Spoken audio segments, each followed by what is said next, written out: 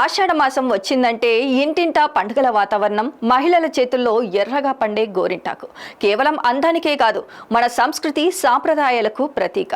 అన్నా చెల్లెళ్ళ అనుబంధం నుంచి భార్యాభర్తల ప్రేమ వరకు ఎన్నో భావోద్వేగాలను తనలో దాచుకున్న ఈ గోరింటాకు ప్రకృతి మనకు అందించిన అమూల్యమైన వరంగా భావిస్తారు.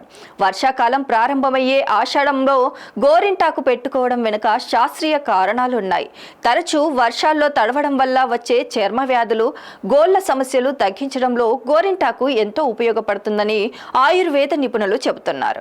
శరీరంలోని అధిక వేడిని తగ్గించి చల్లదనాన్ని అందించే సహజ ఔషధంగా కూడా దీనికి ప్రత్యేక స్థానం ఉంది. ఆయుర్వేదం ప్రకారం గోరింటాకు ఆకులే కాదు, పూలు, వేర్లు, బెరడు, విత్తనాలు కూడా ఔషధ గుణాలతో నిండి ఉంటాయి.